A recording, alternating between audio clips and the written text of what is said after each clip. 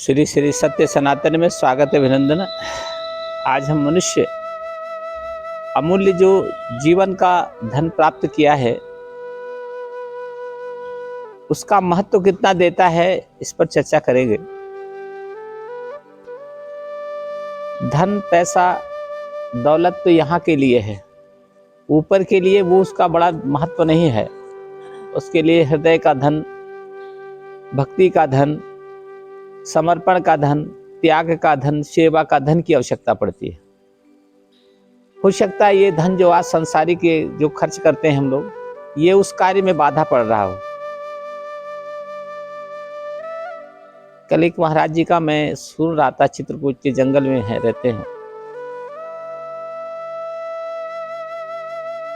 उन्होंने कहा कि जब से मैंने ये सब त्याग दिया तो मुझे बहुत खुशी हो रही है। और पत्रकार ने कहा कि महाराज जी यहाँ तो कोई साधन भी नहीं है, कैसे खाना बनाते हैं, कुछ करते हैं? बोले ऐसे ही भगवान की ये राम नाम का धन है, मेरे पास और कोई धन नहीं है, कोई पैसा नहीं है। ये मेरा जो त्याग का धन है, सेवा का धन है, यही धन है हमारे पास है, इसी से चल जाता है। और बहुत प्रसन्न भाव से उन्होंने कहा। हम सब के पास जो समय है, ये समय बहुत मूल्यवान होता है। जिस समय को हम दुरुपयोग करते हैं, लापरवाही में करते हैं, सोते रहते हैं, ऐठ में रहते हैं, विकृति करते हैं, इस कुछ नहीं है आपके पास। राम राम का जापी करिए। कलयुग है ना, इसमें तो भगवान के नाम से ही कल्याण होना है, उद्धार होना है। जीव को अपना भला नहीं कर सके, दूसरे का तो छोड़ दीजिए, स्वयं का कल्याण तो करिए। पहले खुद का सुधार करिए, खुद का बदलिए। कभी जो अपनी कमियों को नहीं जान पाता है, जो कमियों को नहीं समझ पाता है, उससे बड़ा मूर्ख इस संसार में कोई नहीं। हर आदमी अपनी कमियां जानता है, बुराइयां जानता है, लेकिन उसको त्यागता नहीं। उससे और उसको बढ़ाता है धीरे धीरे, और उस कमियों को आगे करता रहे।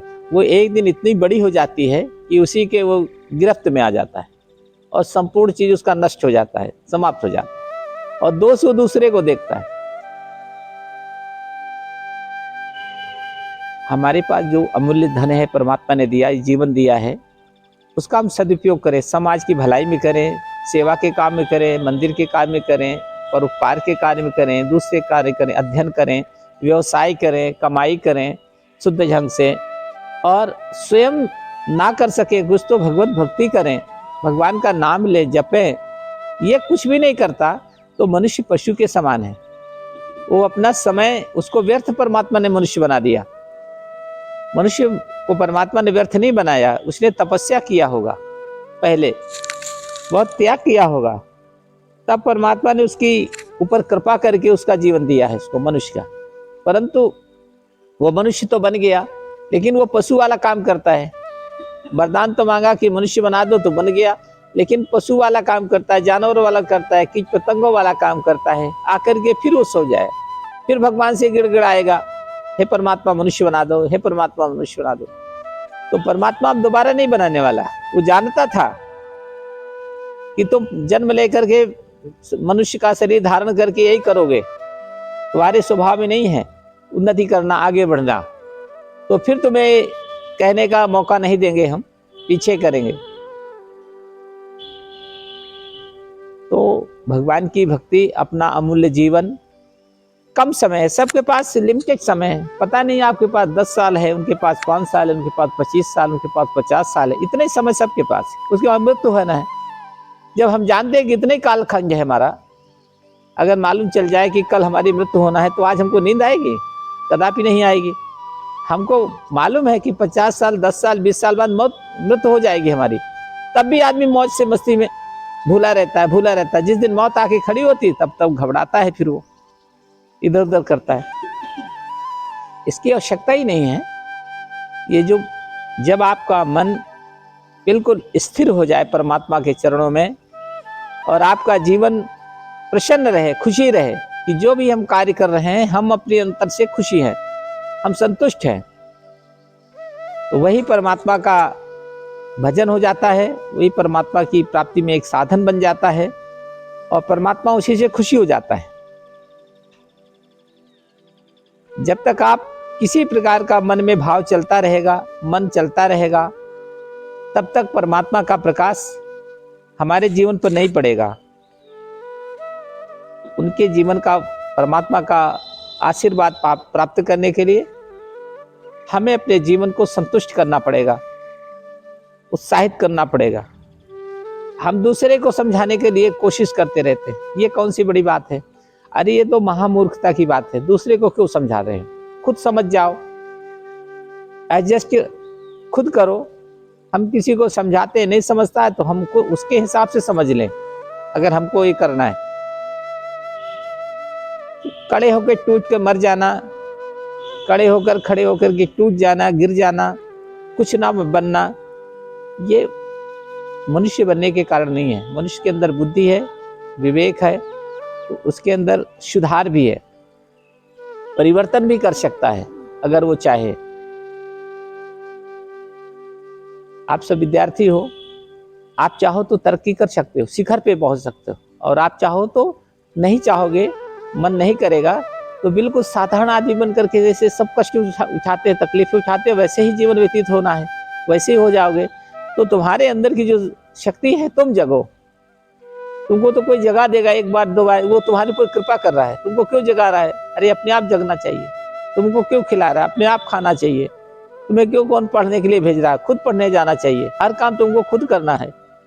कोई कृपा कर रहा है तो आप उसको उस पर निर्भर हो जाते हो कि अब ये हमें हमेशा ही करता रहे। क्यों करता रहे?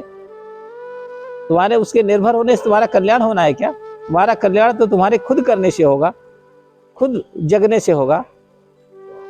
ठीक है, जब तक समझदार नहीं हो, जागरूक नहीं हो, तब तक बताया जा सकता है, लेकिन जो ही समझदार जागरूक हो जाते हो, मन चलने लगता है, फिर आपका बताने और समझाने का समय नहीं रहता फिर वो व्यक्ति को। लेकिन मोह बस करता रहता है, वो दूसरे को वो समझाता रहता है, वो उसको समझाएगा, वो उसको समझाता है।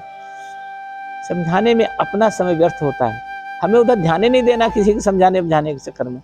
हमें अपने जीवन के बारे में खुद विचार करना कि हमें अमूल्य समय मिला है और इसको किस प्रकार हम प्रभु के चरणों में लगाएं, प्रभु के कार्य में लगाएं, करें अपना काम जिसे आप अपना मानते हैं, अहंकार पाले हो, ये मेरा काम है, ठीक है, उसी को करो, लेकिन समर्पित करो ईश्वर को, परमात्मा को।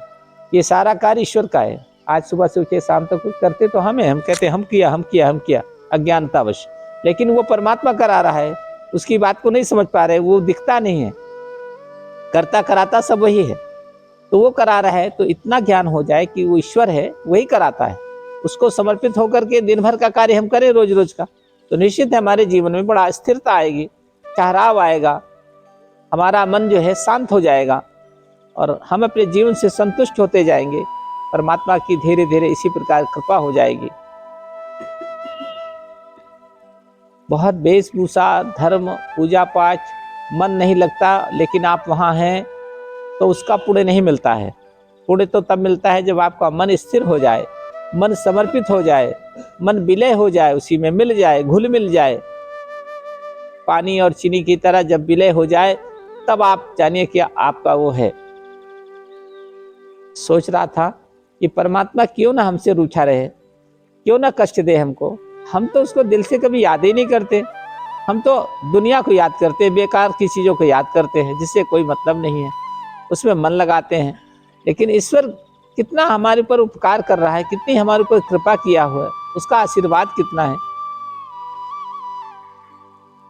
उसको कभी हम दिल से याद नहीं करते, उसके प्रति कभी भक्ति नहीं व्यक्त करते, कभी उसको धन्यवाद नहीं देते हैं। ये प्रकृति के रूप में परमात्मा ही तो हमको पेड़ पौधे बनाए हैं जिसका ऑक्सीजन लेते हैं।